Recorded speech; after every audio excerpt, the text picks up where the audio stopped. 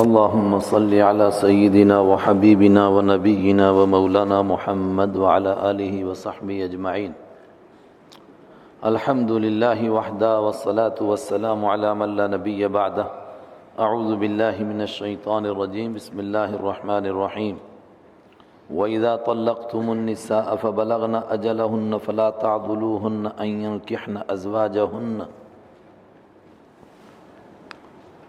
ابھی اوپر تفصیل سے تذکرہ ہو رہا تھا طلاق کا، اور طلاق میں اصل جو شریعت نے جس کی اجازت دی ہے، ناگزیر حالات میں صحیح مگر طریقہ سکھایا، وہ طلاق رجعی ہے. اور طلاق رجعی کے اندر جب تک عدت ہے تب تک شوہر کو رجوع کرنے کا حق ہے. تو عدت گزر جائے تو پھر کیا ہے؟ پھر نکاح ٹوٹ جاتا ہے. ایک طلاق دی، جب تک عدت ہے، عدت تفصیل سے بات ہو گئی، تب تک رجوع کر سکتا ہے. رجوع کرنے کا مطلب وہ صرف یہ کہے کہ میں اپنے الفاظ واپس لیتا ہوں، چاہے بیوی کی اس میں رضامندی ہو نہ ہو، تب بھی رجوع ہو گیا. لیکن عدت کے دوران رجوع نہیں کیا تو اب نکاح ٹوٹ گیا، اور اس نکاح ٹوٹنے کو کہتے ہیں کہ ایک طلاق بائن ہو گئی. بائن کے مطلب ٹوٹنے والی، نکاح ٹوٹ گیا، جدائی ہو گئی دونوں کی، جدا کرنے والی طلاق. جب نکاح ٹوٹ گیا ایک طلاق کے بعد، اسی طریقے سے دو طلاق دیں، عدت کے دوران رجوع کر سکتا تھا، نہیں کیا، عدت گزر گئی، نکاح ٹوٹ گیا.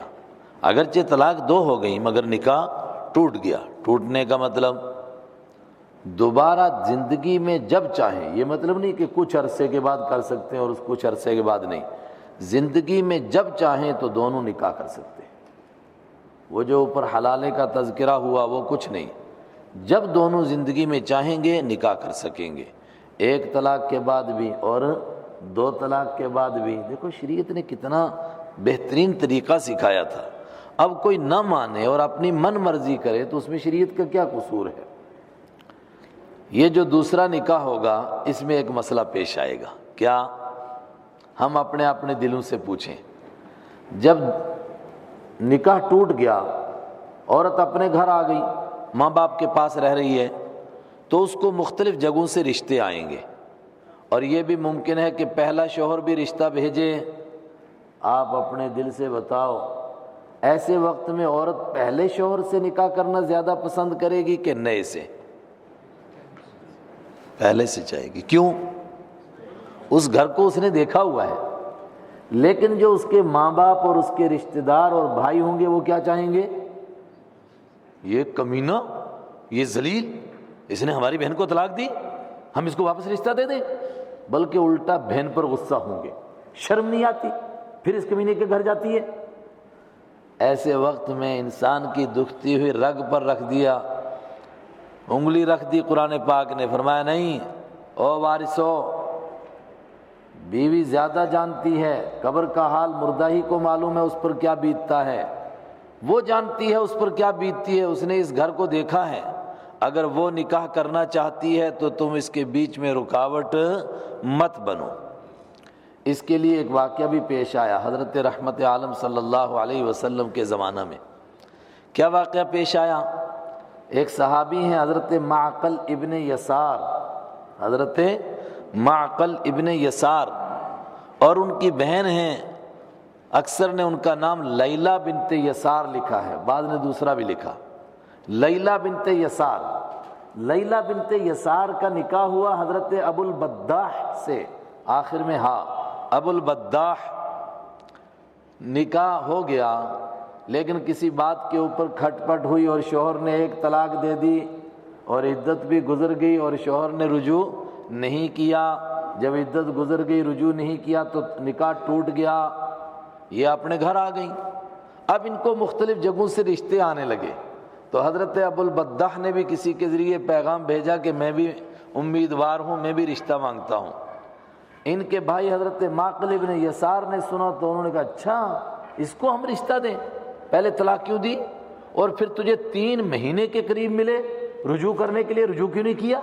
اب آگے تو تجھے رشتہ مانگنے کے لیے کوئی تجھے رشتہ نہیں ملے گا. لیکن جب لیلہ بنت یسار کو معلوم ہوا تو انہوں نے پیغام بھیجا کہ میرے لیے یہی گھر مناسب ہے، یہ جیسا بھی گھر ہے مگر میں نے دیکھا ہوا ہے، یہ شوہر میں نے دیکھا ہوا، میں ان کے ساتھ نبھا کر سکتی ہوں، کچھ میری غلطیاں تھیں، کچھ ان کی غلطیاں تھیں، کچھ تم کھچے کچھ ہم کھچے، اس کھچ میں اتنے کھچتے ہی چلے گئے کہ رشتہ ہی ٹوٹا حیات و ممات کا، وہ تو کچھ میری غلطیاں کچھ ان کی غلطیاں، میں یہی چاہتی ہوں۔ اس کے اوپر قرآن پاک نازل ہوا، اور حضرت معقل، دیکھو کتنا اچھا نام ہے صحابی کا، یہ نام رکھو۔ آج نئے نام تلاش کرتے نا تو اس پر پتہ نہیں کیسے کیسے نام رکھتے ہیں، یسار یہ بھی نام ہے، معقل یہ بھی نام ہے۔ وَإِذَا طَلَّقْتُمُ النِّسَاءَ، اور جب تم طلاق دے دو عورتوں کو، فَبَلَغْنَ أَجَلَهُنَّ، تو وہ پہنچ جائیں اپنی مدت کو، یعنی ان کی عدت ختم ہو جائے۔ اوپر یہی لفظ تھا بلغنا، لیکن قرینے کی وجہ سے ہم نے ترجمہ کیا تھا کہ عدت ختم ہونے کے قریب آ لگے، یہاں ترجمہ کریں گے ختم ہو جائے۔ فَلَا تَعْضُلُوهُنَّ، تو تم مت روک کر رکھو ان کو، أَن يَنكِحْنَ أَزْوَاجَهُنَّ، کہ وہ نکاح کریں اپنی بیویوں سے۔ اذا ترا، وہ شوہر اپنی بیویوں سے نکاح کریں، یعنی تم اپنی رشتہ داروں کے بیچ میں حائل مت ہو جاؤ کہ وہ بیویاں پرانے شوہر سے کریں اور پرانے شوہر ان سے نکاح کریں۔ اذا تراضوا، جب وہ دونوں یعنی میاں اور بیوی راضی ہو جائیں، بینہم آپس میں، بالمعروفی نیکی کے ساتھ، اسی سے وہ محاورہ بنا کہ میاں بیوی راضی، تو کیا کرے بیچارہ قاضی، اس کو نہیں بیچ میں حائل ہونا چاہیے۔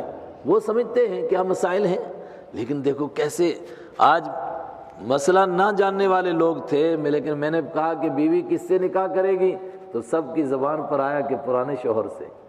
اور گھر والے کیا چاہیں گے، ان کو غصہ غیرت، وہ پرانے شوہر سے نکاح کرنا نہیں چاہیں گے۔ قرآن پاک نے عورت کے لحاظ رکھا، چونکہ اس نے زندگی نبھانی ہے، اس کو معلوم ہے کیا کیسا رہنا ہے۔ ذالک یوعظ بہ، یہ ہے وہ چیز جس کے ذریعے سے نصیحت کی جاتی ہے، من کان، اس آدمی کو جو ہو، منکم تم میں سے، یؤمن باللہ، اللہ پر ایمان رکھتا ہو، والیوم الآخر، اور آخرت کے دن پر۔ آخرت کا دن، آئے ہائے، بار بار آخرت کا دن، اس لیے کہ جب تک آخرت کا ڈر، آخرت کا تصور نہ ہو تب تک کوئی کسی کا حق ادا نہیں کرتا ہے۔ اور اس صورت کا یہ عجیب خاصہ ہے، اس کے آخر میں ایک آیت آ رہی ہے، وَاتَّقُوا يَوْمًا تُرْجَعُونَ فِيهِ إِلَى اللَّهِ، ڈرو اس دن سے، ترجعون فیہ، جس میں تم لوٹائے جاؤ گے، ڈرو اس دن کو یاد رکھو۔ ذَلِكُمْ أَزْكَىٰ لَكُمْ وَأَطْهَرُ، تم سے کہتا ہوں، کم کا معنی یہ بات کہ پرانے شوہر سے نکاح کرنے دو، یہ بات ازکا لکم، تمہارے لیے دلوں کی پاکی کا ذریعہ بھی ہے، وَأَطْهَرُ، اور ظاہری پاکی کا ذریعہ بھی ہے۔ دلوں کی پاکی کیا ہے، کیا بات کہی قرآن نے۔ عورت کا دل چاہ رہا تھا پرانے شوہر سے نکاح کرنے کا، گھر والوں نے مجبور کر کے دوسری جگہ نکاح کرا دیا، تو دل میں پاکیزگی نہیں رہی۔ دل کی پاکیزگی یہی ہے کہ جہاں نکاح کرنا چاہتی ہے وہاں نکاح کرا دو۔ اطہر، اور ظاہری طور پر ازکا کا تعلق دل کی پاکیزگی، اطہر کا تعلق ظاہری پاکیزگی، اس میں ظاہری پاکیزگی بھی ہے۔ ظاہری کیا پاکیزگی ہے، اگر لوگوں کو پتہ چل گیا کہ یہ دونوں نکاح کرنا چاہتے تھے مگر گھر والوں نے کرنے نہیں دیا، اب اگر اتفاق سے بھی بیچارے ایک دوسرے کے گھر کے پاس سے گزریں گے تو لوگ کہیں ہاں ابھی پرانے تعلقات برقرار ہیں، اور نئے شوہر کو اگر ایسا پتہ چل گیا تو وہ تو غصے میں آ کر کے ہو سکتا ہے پتہ نہیں کیا کیا کر دے۔ واللہ یعلم، اللہ جانتا ہے یہ راز، وانتم لا تعلمون، اور تم نہیں جانتے ہو۔ نکاح ہوا، طلاقیں ہوئیں، لیکن اصل مقصد نکاح کا کیا ہے، اولادیں وجود میں آئیں، نیک اولاد بنے، انسان کے لیے ذخیرہ آخرت بنے، تو اولاد کا مسئلہ، اولاد کی پرورش کون کرے گا، دودھ کون پلائے گا، اس کے لیے تفصیلی احکام۔ لیکن ان احکام کو پڑھتے ہوئے ہم پہلے ایک بات ذہن میں رکھیں، قرآن پاک کی نگاہ اس پر ہے، پروردگار یہ چاہتا ہے کہ بندوں میں جھگڑے نہ ہوں، اور بیشتر احکام اسلام کے اسی پر مبنی ہیں کہ بھئی یہ ایسا کرنا جائز نہیں، کیوں، اس سے جھگڑے ہو جائیں گے، اس طرح کا سودا کرنا جائز نہیں، اس سے بعد میں جھگڑا ہو جائے گا، اس طرح کا معاہدہ کرنا جائز نہیں، اس سے بعد میں جھگڑا ہو جائے گا۔ یہاں پر بھی بچے کی تربیت اور پرورش کے لیے جو احکام دیے جا رہے ہیں وہ اس جھگڑے کے گرد گھوم رہے ہیں کہ کہیں جھگڑا نہ ہو جائے۔ تو آپ کہیں گے اگر جھگڑا ہو گیا تو پھر کیا ہو جائے گا، وہ آج امت سے پوچھو نا، اگر جھگڑا ہو تو پھر کیا ہوتا ہے۔ اللہ کے حبیب صلی اللہ علیہ وسلم فرماتے ہیں خلاف بین الرجلین، دو آدمیوں کا جھگڑا، ہی الحالقہ، یہ مونڈتا ہے، مونڈتا ہے۔ صحابہ نے سوچا مونڈنے کا مطلب سر مونڈتا ہے، کیا مونڈتا ہے یہ؟ آپ نے فرمایا لا اقول تحلق الشعر بل اقول تحلق الدین، یہ سر کے بالوں کو نہیں مونڈتا، یہ دین کو مونڈتا ہے۔ ہائے ہائے، جب دو آدمی کے جھگڑے لگتے ہیں پھر غیبتیں بھی ہوتی ہیں، پھر چغلیاں بھی ہوتی ہیں، پھر حسد بھی بھڑکتا ہے، پھر کینہ بھی بھڑکتا ہے، پھر ایک دوسرے کے اوپر جھوٹے الزامات بھی لگتے ہیں، پھر دروازہ ہی کھل جاتا ہے۔ اللہ بچائے، آج فتنے کا دور ہے، ہمارے اپنے ساتھیوں میں بھی۔ بہتر طریقہ اس کے لیے میرے نزدیک ایک ہی ہے، اس چکر میں مت پڑو کہ کون حق پر ہے اور کون کیا کر رہا ہے، بس چپ ہو کر دڑ بٹ تیاڑے کٹ، جموں کی زبان میں۔ کسی کے ساتھ طعن اور تشنیع کا معاملہ بالکل نہیں ہونا چاہیے، دلائل کی روشنی میں، نہ کہ خالی اندازوں کی روشنی میں۔ جس کو زیادہ معتبر سمجھتے ہیں اس کا ساتھ دے دیں، لیکن دوسروں کو طعن اور تشنیع بالکل نہیں، اور ہر ایک کا تعاون کریں، حلیف بن جائیں، حریف کسی کا نہیں۔ والوالدات یرضین اولادہن، کیا ہیں بچوں کے حقوق؟ والوالدات، اور مائیں، یرضعن، دودھ پلائیں گی، اولادہن، اپنی اولاد کو، حولین کاملین، 2 پورے سال۔ لیکن کیا سال پورے کرنا ضروری ہے؟ کہا نہیں، لمن اراد ان یتم الرضاعہ، اس آدمی کے لیے یہ حکم ہے جو ارادہ کرتا ہے ان یتم الرضاعہ، کہ وہ رضاعت کی مدت کو پورا کرے۔ زیادہ زور سے تو نہیں آواز، ٹھیک ہے؟ آجا، مجھے لگ رہا ہے جیسے اب بتانا ہے قرآن پاک نے کہ ماں تو دودھ پلائے گی، تو باپ کے ذمے کیا ہے؟ چونکہ معاملہ اوپر طلاق کا آ چکا ہے، اگر ماں باپ کے نکاح میں ہے تو بیوی کے جو حقوق ہوتے ہیں شوہر پر وہ اس کے ذمے ہوں گے، لیکن اگر اس کی ماں کو طلاق ہو چکی ہے، اب باپ کے ذمے کیا ہے؟ کہا باپ کے ذمے ہے کہ اس کے بچے کو دودھ پلا رہی ہے تو وہ اس کو نان و نفقہ بھی دے، اس کو خرچہ دے، اس کو مزدوری اس کی دے۔ کہنا تھا کہ باپ کو ایسا کرنا ہے، مگر قرآن نے نہیں کہا باپ کو ایسا کرنا ہے، کیا کہا؟ وَعَلَى الْمَوْلُودِ لَهُ، اور اس آدمی پر، مولود لہو، جس کا بچہ ہے، اس آدمی پر جس کا بچہ ہے، رزقہن، ان عورتوں کا کھانا ہے، وکسوتہن، اور ان عورتوں کا کپڑا ہے، بالمعروف، نیکی کے ساتھ۔ کیا لفظ کہہ دیا؟ اس آدمی پر جس کا بچہ ہے۔ آسان لفظ تھا کہ خامد پر، آسان لفظ تھا باپ پر، کیوں کہا اس کا بچہ؟ تاکہ اس کو جذبات پیدا ہوں، میرا بچہ ہے نا، اس لیے خرچہ میں نے اٹھانا ہے۔ کوئی کہے جی اس کا بھی تو ہے نا بچہ، طلاق ہو گئی ہے، خود پلائے گی نا دودھ۔ ارے بابا، ذمہ داری تیری ہے، بچہ تیرا ہے۔ لا تکلف نفس الا وسعها، اب بیوی نے دیکھا کہ اس کو دینا تو ہے ہی خرچہ، اور اس نے بڑے بڑے سوٹوں کا مطالبہ کرنا شروع کر دیا، بڑی مزدوری کا۔ فرمایا بڑی بھی تو بھی ترس کر، لا تکلف نفس الا وسعها، کسی جان کو مکلف نہیں، مکلف کا معنی ذمہ دار نہیں بنایا جائے گا، آسان ترجمہ کر لیے، کسی نفس کے اوپر ذمہ داری نہیں ڈالی جائے گی، الا وسعها، مگر اس کی طاقت کے بقدر، جتنی اس کو طاقت ہے۔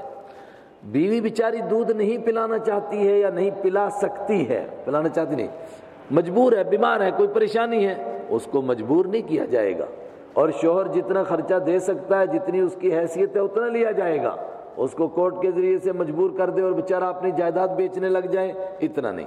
لا تضار والدۃ، نہیں ضرر پہنچایا جائے، والدۃ، ماں کو، بولدہا، اس کے بچے کی وجہ سے، ولا مولود، اور نہ اس کو تکلیف دی جائے، مولود لہو، جس کا بچہ ہے، بولدہ، اس کے بچے کی وجہ سے۔ گویا یہ تشریع آئی کہ کسی کو کسی پر ذمہ داری نہیں دی جائے گی مگر اس کی طاقت کے بقدر۔ اس کا مطلب کیا ہے کہ ماں کو بھی بچے کی وجہ سے تنگ نہ کیا جائے، اور باپ کو بھی بچے کی وجہ سے خواہ ستایا نہ جائے، جس کی جتنی حیثیت، جس کی جتنی ذمہ داری، اتنی اس کو دو۔ اب باپ اتفاق سے مر گیا اور ماں کو باپ کے بعد ظاہر ہے وراثت میں حصہ ملے گا، یا ماں کو پہلے سے طلاق ہو چکی ہے، بچے کو دودھ پلانا ہے، یا دودھ نہیں پلانا ہے، بچے کا دوسرا خرچہ ہے، تو باپ مر گیا تو بچے کا خرچہ کون برداشت کرے گا؟ دیکھیے ضابطہ سنیے ذرا، سمجھنے کی بات ہے۔ کہا تصور کرو کہ اگر یہ بچہ مر جاتا اور اس کی جائیداد ہوتی تو کس کو کتنا ملتا؟ جتنا ملتا اتنا ہی اس کو ذمہ داری ہے، اتنا ہی خرچہ اس سے لیا جائے گا۔ مثلا ایک آدمی کے ماں باپ نہیں ہیں، بھائی بہن ہیں، اگر یہ مر جائے گا تو اس کی جائیداد کس طرح بٹے گی؟ آدھی ملے گی بھائی کو، ایک بھائی، آدھی نہیں، دو حصے ملیں گے بھائی کو اور ایک حصہ ملے گا بہن کو۔ اگر مر جاتا، اب مرا نہیں ہے، زندہ ہے بیچارہ بچہ، کہا اسی حساب سے ان سے لو، 1/3 بہن سے لو خرچہ اور 2/3 باپ سے لو۔ اب وہ وراثت لینے کے لیے تو سب کہتے تھے ہم بھائی بہن ہیں، لیکن اب جب خرچہ دینا آئے گا تو سب کس کہیں گے یار یہ بڑا مشکل کام پڑ گیا۔ اسی طریقے سے ایک بچے کا انتقال ہوا، اس کی ماں موجود ہے اور اس کا دادا موجود ہے، ماں اور دادا۔ اگر یہ بچہ انتقال کرتا تو اس کی جائیداد کتنی ملتی؟ ماں کو ملتا 1/3 اور دادا کو ملتا 2/3۔ فرمایا اسی طرح خرچہ لے لو، 2/3 دادا سے لو، 1/3 ماں سے لو۔ وعلی الوارث مثل ذلک، اور جو لوگ وارث بنتے ہیں ان کے ذمے بھی اسی کے مثل ہے۔ بات سمجھا دی۔ فَإِنْ أَرَادَا فِصَالًا، 2 سال ہے مدت، لیکن اگر اس سے پہلے دودھ چھڑانا چاہیں تو فَإِنْ أَرَادَا، پس اگر میاں بیوی دونوں ارادہ کریں فِصَالًا دودھ چھڑانے کا، عن تراضٍ اپنی رضامندی سے، منہما دونوں کی طرف سے، وتشاور اور مشورے سے، فلا جناح علیہما تو کوئی حرج نہیں ہے۔ میں نے کہا تھا کہ جھگڑے کے اوپر سارے احکام ہیں۔ کیوں؟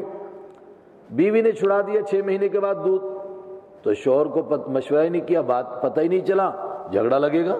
وہ کہے گا تو بچے کو مارے گی بھوکا اور پیاسا، کیوں دودھ چھڑایا؟ اور شوہر کہے کہ چھڑا دودھ، تو یہ بھی جھگڑے کا مسئلہ ہے۔ دونوں مشورہ کرو، آپس میں رضامندی سے جو فیصلہ کرنا ہے وہ فیصلہ کرو۔ بچے کو جھگڑے کا میدان مت بناؤ، دنگل مت بناؤ اس کو جھگڑنے کے لیے۔ وَإِنْ أَرَدْتُمْ أَنْ تَسْتَرْضِعُوا أَوْلَادَكُمْ، اور اگر تم چاہو کہ تم دودھ پلواؤ اپنے بچوں کو کسی اور سے، ماں سے نہیں، ماں موجود ہے مگر کسی اور سے دودھ پلوانا چاہتے، جیسے عرب کے لوگ، مکہ کے لوگ دودھ پلواتے تھے گاؤں کی عورتوں سے، فلا جناح علیکم، اس میں بھی کوئی حرج نہیں۔ ماں کہتی ہے میں نہیں دودھ پلاتی ہوں، یا بیمار ہے یا کوئی وجہ ہے، تو کسی اور سے دودھ پلوائیں بغیر کسی وجہ کے بھی، تب بھی جائز ہے۔ فلا جناح علیکم، کوئی حرج نہیں۔ کب؟ لیکن جس سے دودھ پلوائیں گے اس کا حق بھی اس کو دو۔ اذا سلمتم ما آتیتم، جب تم دے چکو ان کو وہ چیز جو تم نے دینی ہے، بالمعروف، نیکی کے ساتھ۔ واتقوا اللہ، ڈرو اللہ سے، واعلموا ان اللہ بما تعملون بصیر، اور جان لو کہ اللہ تعالیٰ تم جو کچھ کرتے ہو اس کو دیکھ رہا ہے۔ ہر کام یہ سوچ کر کرو کہ اللہ دیکھ رہا ہے، ہر کام۔ جی ہاں، یہ ایک مسئلہ ہے، اچھی بات پوچھی۔ ماں اگر بغیر عذر کے انکار کرے، کیا اس کو انکار کرنے کا حق ہے یا نہیں ہے؟ قانونی طور پر حق ہے، اخلاقی طور پر نہیں ہے۔ قانونی طور پر حق ہے، مطلب وہ کورٹ میں کہ میں نہیں پلاؤں گی دودھ، تو کورٹ فیصلہ دے گا، نہیں پلانا چاہتی نہ پلائے، کیونکہ مکہ کے عورتیں بھی نہیں دودھ پلاتی تھیں۔ اخلاقی طور پر اس کو دودھ پلانا چاہیے، اس لیے کہ اللہ کے نبی صلی اللہ علیہ وسلم نے بہت زیادہ فضیلت بیان کی ہے دودھ پلانے کی۔ ایک مسئلہ اس کے بیچ میں اور ہے، ماں کہتی ہے کہ دودھ پلاؤں گی مگر اتنے پیسے لے کر دودھ پلاؤں گی، بس جیسے وہ کہے گی نا پیسے تو پھنس گئی، پیسے تو ملیں گے نہیں، دودھ پلانا پڑے گا۔ کیونکہ جب وہ کہتی ہے نا پیسے دو، تو اس کا مطلب وہ دودھ پلا سکتی ہے، اس کو کوئی عذر نہیں ہے، تو پیسے تو اس کو ملیں گے نہیں، اس لیے کہ اس کا بیٹا ہے، کوئی باہر سے تو آیا نہیں۔ اگر وہ یہ کہے کہ اتنے پیسے دو پھر دودھ پلاؤں گی، تو نہ پیسے ملے اور دودھ بھی پلانا پڑے گا۔ بہت اچھی بات پوچھی۔ والذین یتوفون منکم ویذرون ازواجا، یہاں تک مسئلہ تھا اگر طلاق ہو جائے تو یہ مسئلہ، تو اگر شوہر ہی مر جائیں تو پھر کیا مسئلہ ہے؟ والذین، اور وہ لوگ، یتوفون، وفات دی جاتی ہے جن کو، منکم، تم میں سے، ویذرون ازواجا، اور وہ چھوڑ جاتے ہیں اپنے پیچھے بیویاں۔ یہ بیویاں کیا کریں؟ شوہر کے مرنے کے بعد فوراً نکاح کریں؟ فرمایا نہیں، شوہر مرا ہے، یہ وہ شخص ہے جس کے لیے اس نے اپنے گھر کو چھوڑا، ماں باپ کو چھوڑا، رشتہ داروں کو چھوڑا، اس کے ساتھ اس کا گہرا تعلق تھا۔ اللہ کے حبیب فرماتے ہیں کسی شخص کے مرنے کے اوپر 3 دن سے زیادہ سوگ کرنا جائز نہیں اس کو جو اللہ کو اور آخرت کو مانتا ہے، لیکن بیوی کو لمبا سوگ کرنا ہے۔ کتنے دن کرنا ہے؟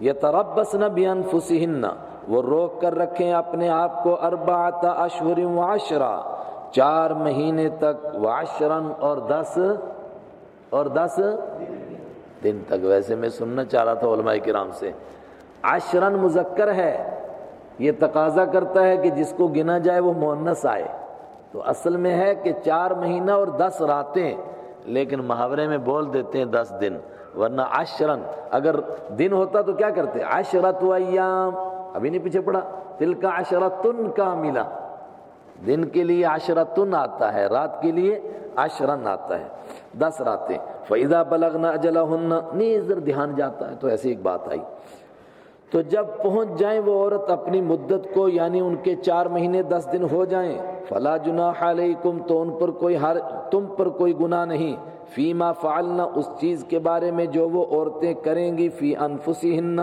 اپنے آپ کے بارے میں، بالمعروف، نیکی کے ساتھ۔ شوہر دیدہ عورت ہے، شوہر کا انتقال ہو چکا ہے، اس کو بھی یہ اختیار ہے کہ وہ اپنے رشتے کے لیے تگ و دو کرے، سوچے۔ اگر وہ کہیں رشتے کے لیے سوچتی ہے تو تمہارے اوپر کوئی گناہ نہیں ہے۔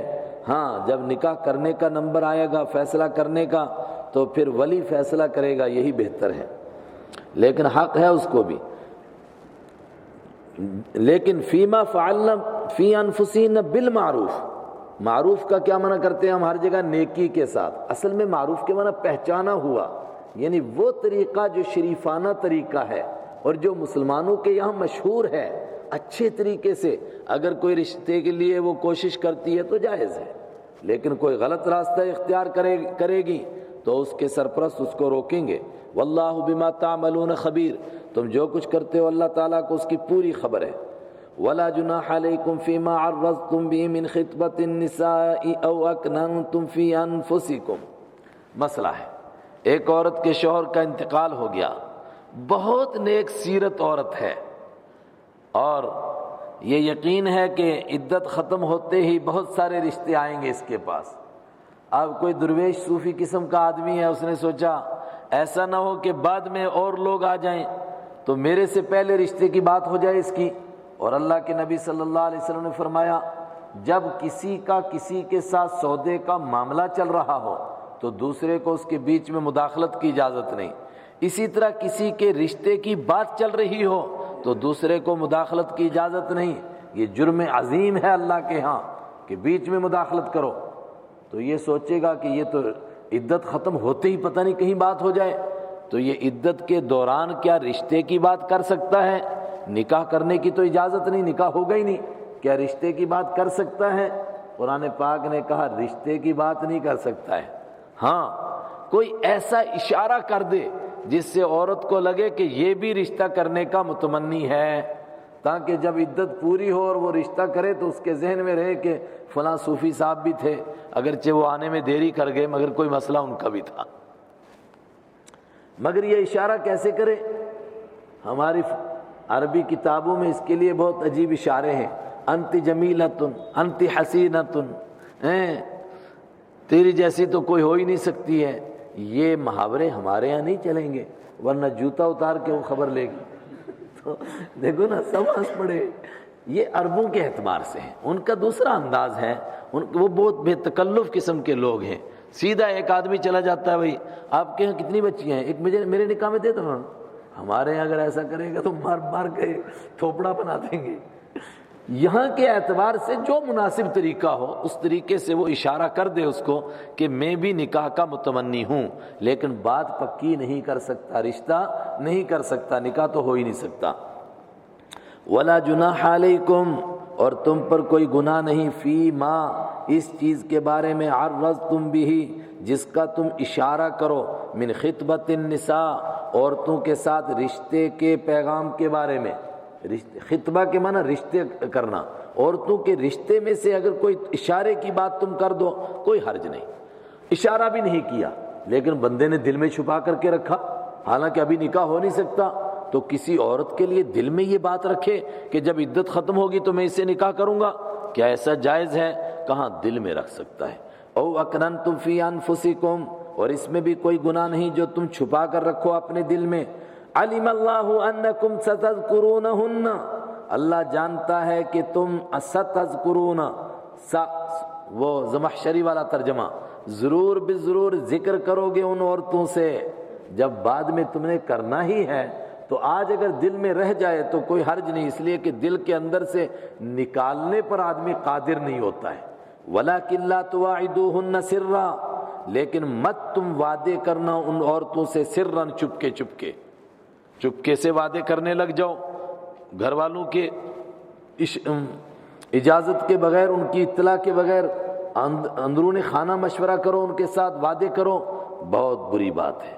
الا ان تقولوا قولا معروفا، مگر یہ کہ کہہ دو تم کوئی پہچانی ہوئی بات، کوئی نیکی کی بات، وہی کہ اشارے سے کوئی بات کہہ دو، وہ ہر علاقے کے اعتبار سے وہاں کے لوگ معروف یعنی وہ اچھا طریقہ جس کو مسلمان پہچانتے ہیں اس طریقے سے اشارتاً اس کو بات بتا دیں گے، وہ کیا طریقہ ہو سکتا ہے ہر علاقے کے لوگ اچھی طرح سمجھ سکتے ہیں۔ وَلَا تَعْزِمُوا عُقْدَةَ النِّكَاحِ، اور تم نکاح کی گانٹھ کو پکا مت کرو، رشتہ پکا مت کرو، حَتَّى يَبْلُغَ الْكِتَابُ أَجَلًا، یہاں تک کہ لکھی ہوئی بات پہنچ جائے اپنی مدت کو۔ کتاب مصدر ہے، لکھی ہوئی بات کیا بات ہے؟ عدت، اس کی مدت جب تک پوری نہ ہو جائے تب تک نکاح کی بات مت کرو۔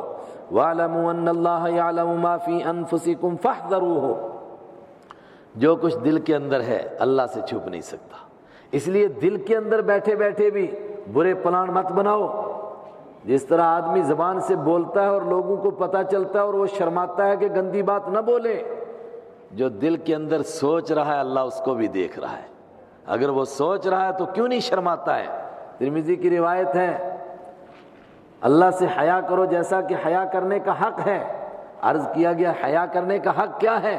فرمایا جو تمہارے پیٹ میں چلا جائے، کسی کو پتہ نہیں حرام کا لقمہ ہے، بچو، اس لیے کہ اللہ اس کو دیکھ رہا ہے، اور جو تمہارے دل کے اندر ہے اس سے ڈرو کہ کوئی ایسی بات نہ آئے جو اللہ کی شان کے خلاف ہو اور تم سوچ رہے ہو اور اللہ اس کو دیکھ رہا ہے۔ وَاعْلَمُوا، جان لو، ان اللہ یعلم، اللہ جانتا ہے، ما فی انفسکم، جو تمہارے دلوں میں ہے، فاحذروہ، لہذا اللہ سے بچو۔ وَاعْلَمُوا، اور جان لو، ان اللہ غفور حلیم، اللہ تعالیٰ بخشنے والا بہت برداشت کرنے والا ہے۔